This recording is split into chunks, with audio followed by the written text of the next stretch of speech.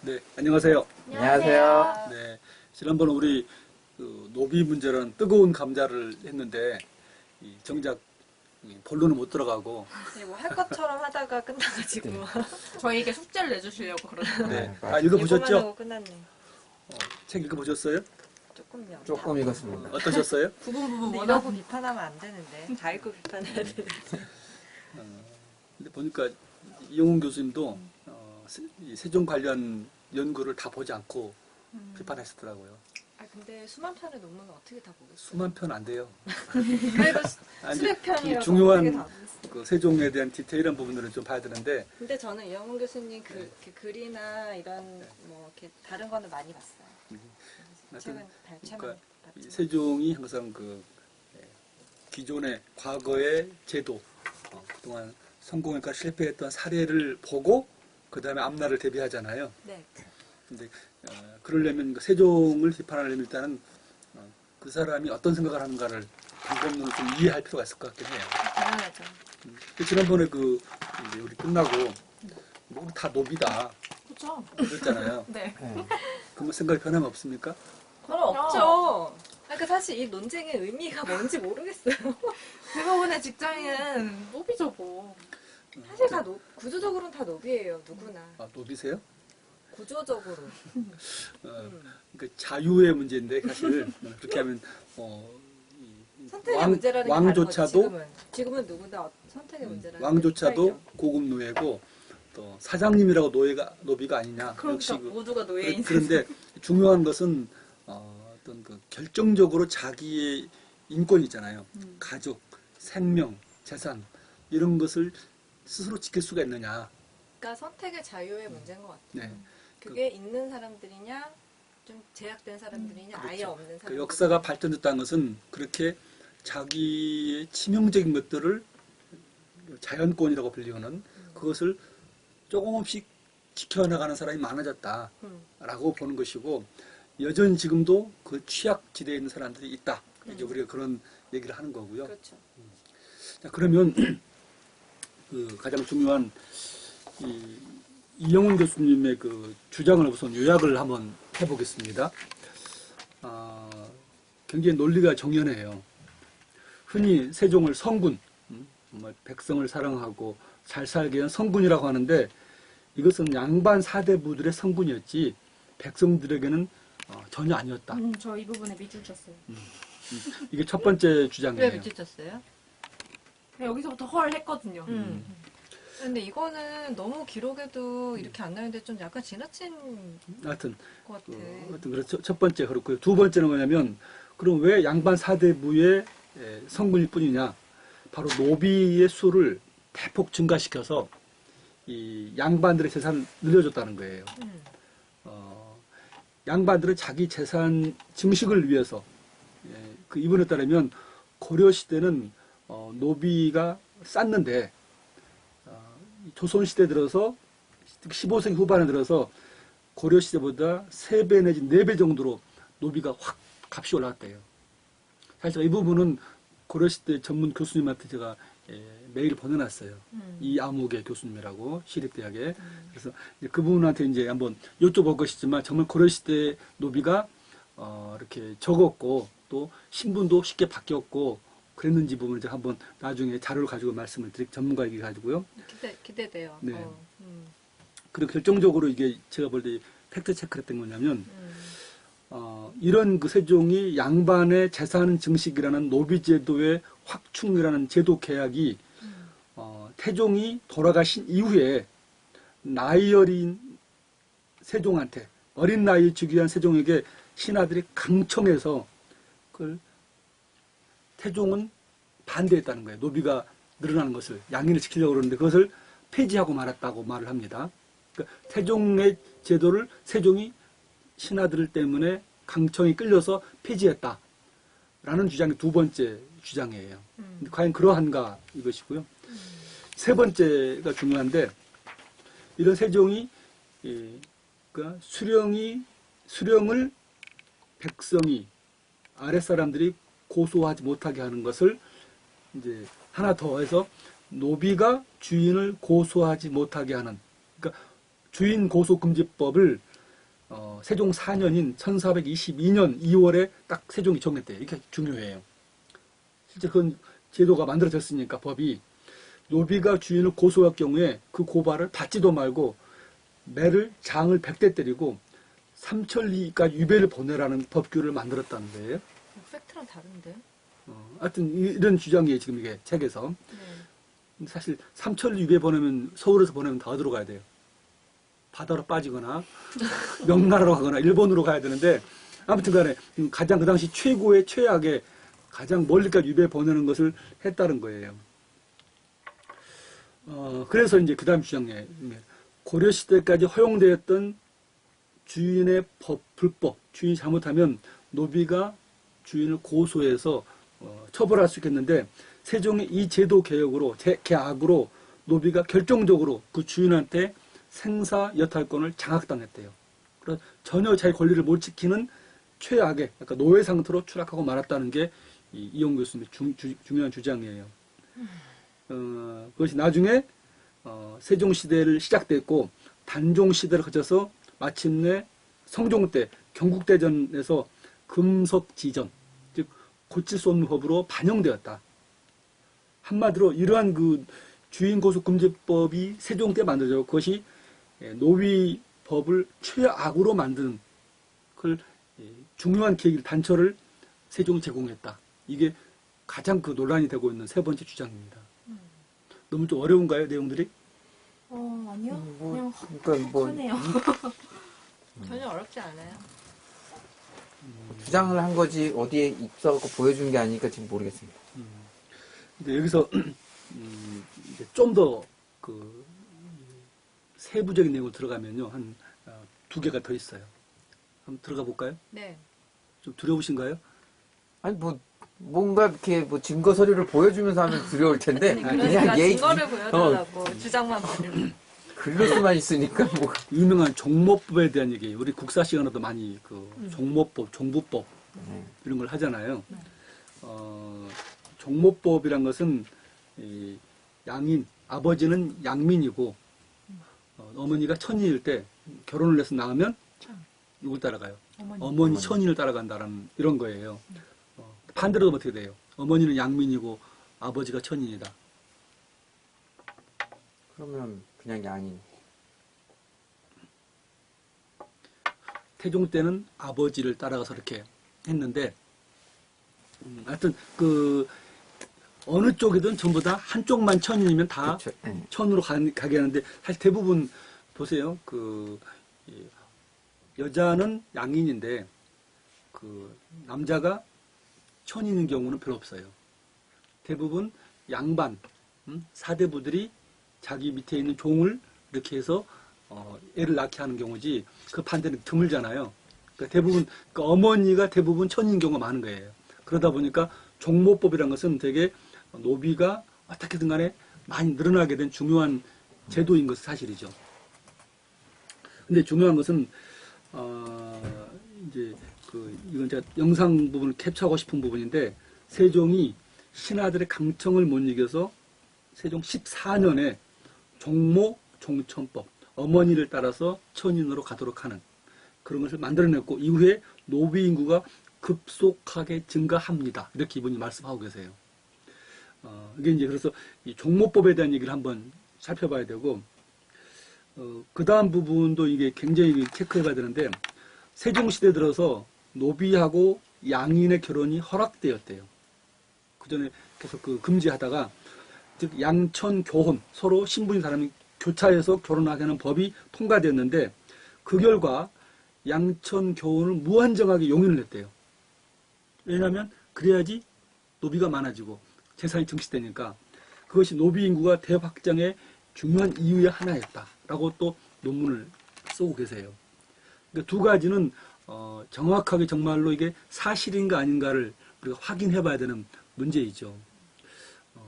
그런 그 주장인데 혹시 뭐 여기까지 궁금한 게 있으신가요? 이거 너무 지나친 근데 단순화로 느껴져요. 저는 제가 세종실록 본 것만 해도 네. 네. 기가 막히신가요? 근데 양천 교훈을 무한정 용인했다는 건 좋은 거 아닌가요? 근데 못하게 하는 거를 그리고 그 전에 못했는데 지금 와서 용인했다라는 의미 이 문장만 보면 그렇게 보이는데 그거 아니었잖아요. 그러니까 우선 제가 사실을 실록의 근거를 가지고 한번 보자는 거예요. 네, 네. 자, 짤막하게 좀 볼게요. 정리하면 이렇습니다. 이영훈 교수님 따르면 세종은 노비라는 재산을 증식시키려는 양반들의 강한 요구에 이끌려서 노비제 계약을 했대요. 첫 번째. 이게 팩트인가. 두 번째, 그 결과 조선 노비는 인권이 최악인 노예제 상태로 전락했다. 그리고 이것이 세종 사후 노비 인구가 대확정되는 중요한 근거였다. 이게 이제 이분의 주장이에요. 자, 그럼 사실일까요? 첫 번째가 뭐였습니까?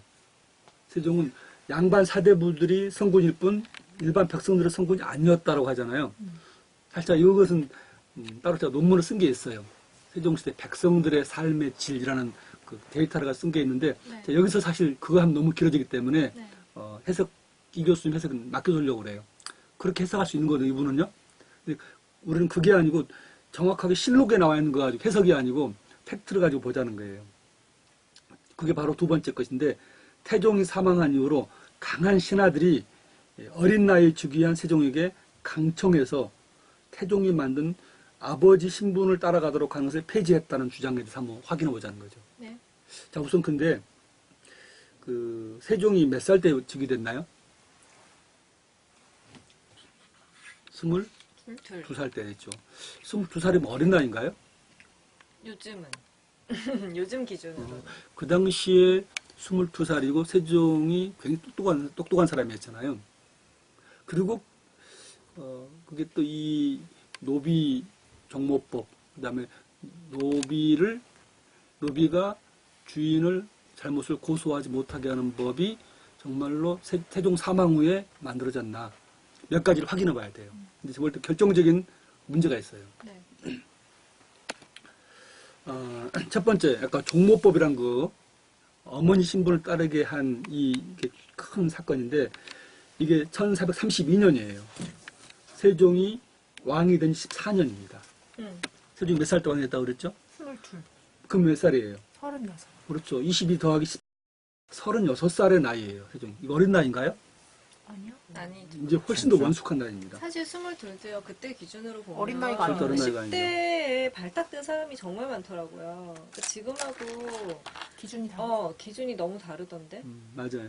그래서 우선은 강한 신하들이 주장해서 아버지가 만든 법을 폐지할 상황인가를 제가 한번 보려고 아래 약간 세종시대 연표를 했는데 글씨가 작아서 거의 안 보이는데. 잘 안 보이는데요. 예, 1330년부터 이게 세종 12년이에요. 31년이 13년, 14, 15 그러는데 쭉 보면 제가 글을 써놨어요. 세종 12, 13, 14년은요. 이 법이 통과되면은 고위 관료들의 반대, 그러니까 양반 관료들의 반대를 무릅쓰고 세제 개혁을 한 시기예요. 그 기득권 중요한 세제 개혁을 하기 위해서 여론조사를 막 실시하는 시기예요. 그 다음에 개혁에 몰두하던 그렇죠. 여진족 토벌을 막 또 추진하는 거예요. 군대를 끌고 와서 압록강 건너가서 막 여진족을 토벌한 게 세종 14년, 15년이잖아요. 맞아. 그리고 음악, 그 다음에 신차 팔도지리지 같은 지리지, 천문학, 칠정산 내편 편찬 굉장히 중요한 업적이 막 나오는 시기예요. 결코 어린 왕을 신하들이 강하게 강요해서 그 종모법 값을 만드는 시기가 아니라는 거예요. 사실 어떻게 보면은 태종이 살아 있었을 때까지는 뭐 어린 왕이 없다라고 볼 수 있었을지도 모르죠. 왜냐하면 태종이 뭐 병권이나 여러 그렇죠. 가지를 직접 처결을 했으니까. 네. 근데 그렇다 하더라도 태종이 있었기 때문에 신하들이 함부로 할 수 있는 상황이 아니고. 그렇죠. 그리고 태종 사후에도 세종이 약간은 좀 애매한 상황을 겪긴 하지만 곧 왕권을 다시 회복을 하잖아요. 그러니까 리더십을 그렇죠. 왕권이라기보다는. 네.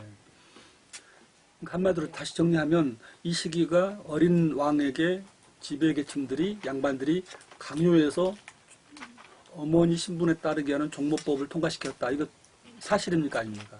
그러니까 무조건 관철시킬 수 있는 시대는 아니었어요. 팩트라고 볼 수 있나요, 그거요? 팩트가 아니죠. 그건 상황랑 일단, 맞지 않는 예, 것 같은데 예. 그러면 반대로 생각했을 때 왜 종목법을 도입을 했을까요? 그런 질문이 그 도입한 배경을 좀 음. 알아야 될 것 같아요. 오케이. 그래서 이제 그 다음에 봐야 돼요. 그 앞에 하는 그 하나가 바로 이 종모법의 배경이 된 것인데요. 주인을 노비가 고소하지 못하게 하는 것.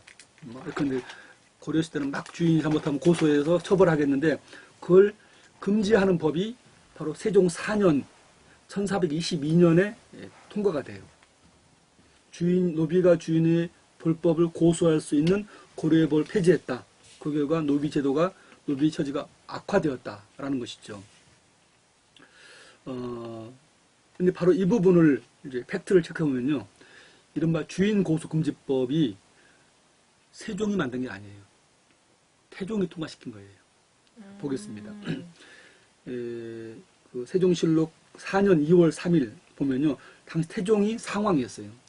세종이 왕이 된 지 4년 5개월까지 상왕이잖아요. 태종이 살아있었잖아요. 네. 실록을 보면 뭐냐면 처음에 허조가 그것을 예조판서로 이 주인 고소금지법을 이렇게 올렸대요. 그러면 세종도 그렇게 할까 했어요. 근데 여러 그 의정부의 신하들이 기득권 유정년, 박은, 이원 등이 야, 그 문제가 있다는 거예요. 아니 그 아랫사람 이 사람은 잘못한 것을 고소하지 못하게 막으면 어떻게 합니까? 그러니까 신하들끼리도 찬반으로 나눠서 토론을 한 게 핵심이네 지금. 바로 그거예요. 다 네. 같이 한 계급으로 뭉쳐서 한 게 아니고 뭉쳐서 그런 게 아니고. 특히 이제 보면 이때가 그 당 사관의 실록 기록이 있어요. 4년 2월 3일자 세종시 보면 일찍이 허조가 태상왕 이게 상왕 태종이거든요. 태종이죠. 신은 늙었사오니 만약 제가 이 주인을 고소하지 못하게 하는 수령을 고소하지 못하게 하는 금지법을 통과시킨다면 저는 죽더라도 눈을 감겠습니다. 라고 하면서 눈물을 막 흘렸대요. 그러니 태상왕이 즉 태종이 그 말에 감동하여 즉시로 따랐다라고 돼 있어요. 태상왕이 따랐네요. 태종이 따른 거죠. 세종은 그 당시 왕이지만 허수아비였잖아요. 아버지 허수아비였죠. 아버지가 태종이 따른 거예요. 그러니까 결국 이 책임을 누가 져야 되는 것인데 세종이 주도적으로 또는 뭐 끌려서 신하들한테 이끈 게 아니고 허조가 강력하게 하는 거죠. 그래서 또 게다가 이용 교수님은 개혁적이고 노비의 권리를 지키고자 노력했던 그 가장 태종에게 하소연했어요. 그리고 태종이 받아들여서 따랐다고 했어요. 자, 그러면 누구 책임이 이거예요? 어쨌든 왕이니까 세종 당신 책임 아니냐라고 물어야 됩니까? 아니면 그걸 결정했던 태종의 책임인가요? 어떻게 생각하세요? 바뀌었네요. 종목법이 책임자가. 네. 그러니까 저는 이걸 보면서 이분이 왜 그렇게 세종의 이 사실을 왜곡하면서까지 그렇게 할까? 그러니까 이분의 주장은 간단해요. 태종은 아버지 신분에 따르게 해서 노비 확장을 막았던 사실이 있거든요. 그것을 계속 살리고 싶은 거예요. 태종은 일관되게 노비 확장을 막은 사람이고, 근데 세종이 그걸 바꿔가지고 노비가 늘었다고 이제 하는 거거든요. 근데 저는 그러한 정치적인 의사 결정이 노비의 입장을 배려해서 한 결정이라기보다는 그 사회 지배층들의 이해관계? 그러니까 예를 들어 고려에서 조선으로 넘어오면서 노비 변정 그 이슈가 계속 터지잖아요. 그런 것도 있었고 그 다음에 여기서도 신하들이 이제 이 문제에 대해서 찬반으로 나누죠. 다 한편이 돼서 왕한테 밀어붙인 게 아니라 그들 사이에도 찬반이 있었던 걸 보면 노비가 있음으로 해서 생기는 사회 문제들에 대한 시각이 서로 다를 수 있었다는 거잖아요. 맞아요. 맞습니다. 네. 그러니까 이거는 마치 무슨 지금 뭐 일종의 그 계급투쟁의 관점에서 볼 수 있는 이슈가 아닐 거란 생각이 드는 거죠. 맞아요. 네. 실제로 굉장히 오전에 보면 어떤 각자의 입장들이 다 다르고 토론을 벌이잖아요. 네, 아니 그리고 이 구민고소 금지법도 토론을 한 10년 넘게 하지 않아요? 9년인가? 맞아요. 10년인가 하던데 계속 그래서 뭐 한 해 만에 계속 논쟁했던 거 아니에요? 맞아요. 세종 4년 때 통과시켰어요. 네. 허조가 주장해서. 네. 그거로 거의 10년 후에 세종이 계속 논란 끝에 다시 바꾸죠. 그러니까 세종대왕이 그래서 이거는 그렇다 억울한 걸 얘기했는데, 그러니까는 그 노비가 억울한 상황을 당했고 그게 팩트라면은 구제해주지 않을 수 없다. 그렇죠. 그러면서 계속 끌잖아요. 또 신하 중에도 안숭성 같은 사람은 이거 문제가 있다. 음. 노비가 주인을 고소하지 못하게 하고 일반 백성들이 수령을 고소 못하게 문제가 있다고 하잖아요. 그러니까 네. 신하들 속에서도 찬반 논란이 있고 그러니까. 왕도 그걸 반대했어, 사실은 세종도. 근데 그것을 세종이 이렇게 마치 그 끌려와서 결정했다라고 하는 것은 다 문제가 있는 거죠. 그러니까 태종이 사실상에 오케이를 한 건데, 그 고소하지 못하게 하자는 걸 사실상 태종이 오케이를 한 건데, 세종은 거기에 대해서 뭔가 이건 아닌데라는 게 계속 있었다고. 맞아요. 그게 아니니까 계속 시간 끌고 그러면서 계속 토론을 하게 하고, 허조 같은 인물은 이제 금지시켜야 된다라는 강경론자였고. 그렇죠. 네. 그래서 그래서 세종은 하여튼 노비의 입장을 생각을 하고 노비를 함부로 죽이려는 그런 양반들을 제지하려고 했어요, 사실은. 네, 벌도 많이 줬잖아요. 벌려줬죠. 그런데 이분은 그렇지 않다고 보는 거예요. 세종은 그 호랑이 같은 신하들, 그러니까 특히 변계량 같은 신하들이 막 주장했기 때문에 그에 따라서 양반, 사대부 입장을 들어주었고 결과적으로 그게 세종 책임이다라고 하는데 제가 팩트 체크 하나 더 해볼게요. 너무 의외인데. 노비를 함부로 죽이는 주인을 처벌해야겠다라고 세종이 주장하는데 변계량이 반대했다는 거예요. 그런데 보면 최근 책에도 지금 그런 말을 하고 있어요. 그 성군인가 그 책에서. 그 주자를 들어서 노비는 낮은 것들인데 왜 그렇게 해드느냐. 주인이 그걸 죽여도 신분 강상 때문에 주인을 지켜줘야 한다는 것 때문에 변계량의 주장 때문에 세종이 결국 좌절했다고 돼 있어요. 세종이 그 주인을 고발한 것을 막을 수 없었다. 고발할 수 있도록 그 주인을 처벌하는 것을 금지하는 막는 양반들의 입장을 들었다고 보는데 제가 확인해 봤더니 세종이 이제 이런 주장을 합니다. 그 제26년에 형조에게 내린 전지니까 이건 법이에요. 제가 볼 때 이건 굉장히 중요한 세종의 노비 생각을 보여주는 대표적인 문장인데 우리 같이 한번 좀 읽어봤으면 좋겠습니다. 자, 우리나라의 노비 보셨나요? 네. 자, 시작. 우리나라의 노비의 법은 상하의 구분을 엄격하게 하기 위한 것이다. 강상이 이것으로 말미암아 의지할 바를 다하는 까닭에 노비가 죄가 있어서 그 주인이 그를 죽인 경우에 논의하는 사람들은 상례처럼 다 그 주인을 치켜 올리고 그 노비를 억누르면서 이것은 진실로 좋은 법이고 아름다운 뜻이라고 한다. 처음에 노비 제도는 뭐 기자조선 때부터 했다는 거예요. 사람을 죽이면 막 그렇게 하잖아요. 법을 노비로 만들어 버렸는데 그렇죠. 역사적으로 계속 있었고. 위아래에 구분을 지키기 위한 것으로 시작되었다. 강상이라는 거. 아버지와 자식, 임금과 신하, 주인과 노비잖아요. 사회 질서 사회 문제죠, 질서. 이거는. 그래서 그 때문에 노비가 잘못하면 주인이 그를 죽인 경우는 뭐 당연히 그러면 그 주인 했고 노비가 잘못한 거라고 올려서 뭐 좋은 것이라고 사람이 말했다는 거예요. 이 말은 무슨 말이에요? 그런데 그렇지 않다는 말 그 다음 나와요.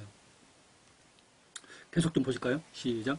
그러나 상 주고 벌 주는 것은 임금된 자의 대권이지건만 임금된 자라도 한 사람의 죄 없는 자를 죽여서 선을 것을 복주고 지나친 것을 봐주는 하늘의 협박을 오히려 함부로 하지 못하는 못하는 것이다. 더욱이 노비는 비록 천민이나 하늘이 낸 백성 아님이 없으니 신하된 자로서 하늘이 낳은 백성을 부리는 것만도 만족하다고 할 것인데 그 어찌 제멋대로 형벌을 행하여 무고한 사람을 함부로 죽일 수 있단 말인가. 지금부터는 노비가 죄가 있건 없건 간에 관에 진고하지 않고 구타 살해한 자는 일체 옛 법례에 따라 과단할 것이며. 무슨 말입니까? 이게 어떻게 한다는 거예요? 그러니까 주인이 노비가 설사 죄가 있더라도 자기 마음대로 잘못됐으면 관에 얘기를 해서 얘가 이런 잘못했다고 처벌하게 요청해야 되는데 자기가 화가 나서 구타해서 죽였다 이거죠. 노비를.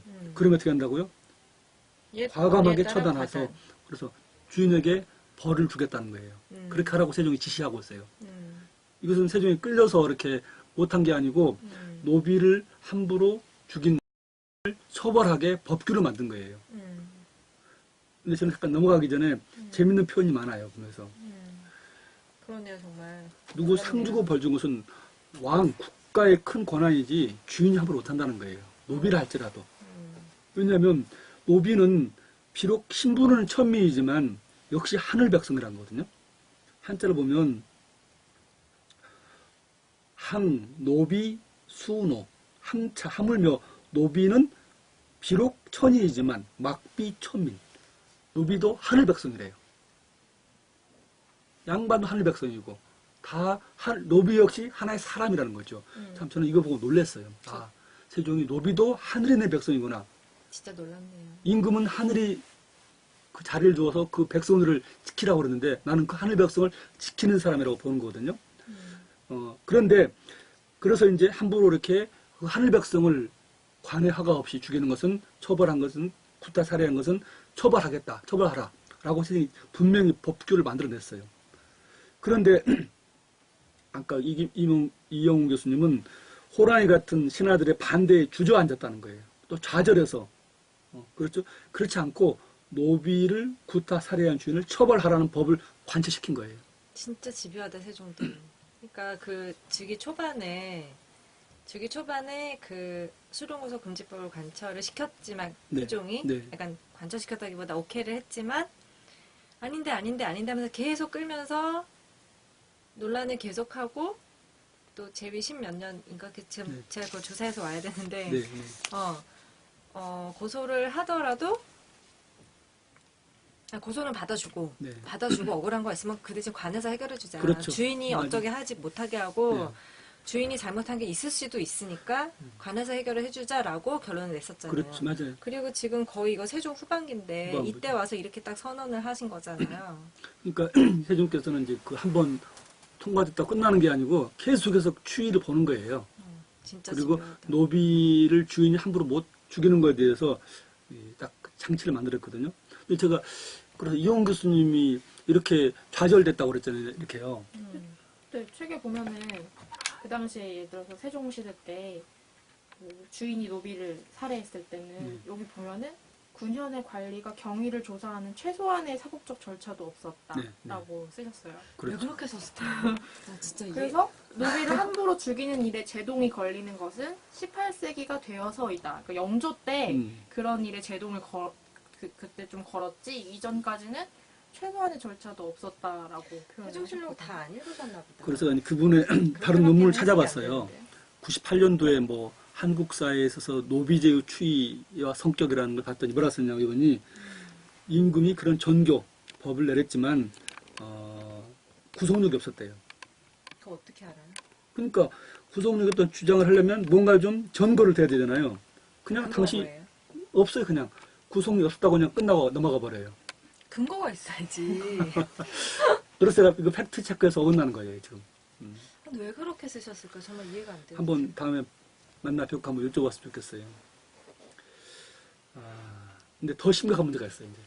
네. 근데 아까 그 종목법 아직 얘기 안 그거 나왔어요. 지금 종목법과 양천교원 그게 지금 비로소 나옵니다. 뜨거운 감자인데, 그러니까 근데 네. 야, 근데 시간이 벌써 지금 돼서 너무 가장 재밌어가지고. 뜨겁고 핵심적인 문제는 우리가 또 다음에 또 이걸 해야 할 것 같은 안타까움이 있습니다. 그럼 다음에 이거 또 봐야 되겠네요. 예. 우리 학생들이 이게 수업 시간에 많이 이걸 본대요. 예고만 해주세요. 그럼. 그래서 역시 이 부분도 팩트를 가지고 실록을 가지고 하나하나 짚어봐야 돼요. 그래서 이 부분을 좀 학생들로서 지금까지 우리가 봤잖아요. 처음부터 하나씩 그 정말로 세종이 그 종목법을 왜 그리고 왜? 태종의 책임이냐 세종의 책임이냐 이런 부분들을 봤는데 또 그러니까 변계량의 주장에 반 장면에서 좌절되었다고 보는데 과연 이 그게 맞는 것인지 아니면 이용 교수님 말이 맞는지를 한번 학생도 보거나 그 자료를 가지고 한번 판단해 봤으면 좋겠어요. 그래서 다음번에 가장 결정적인 하이라이트 바로 정모법과 양촌 교원 이 부분에 대해서 한번 살펴보도록 하겠습니다. 오늘은 여기까지 하겠습니다. 감사합니다.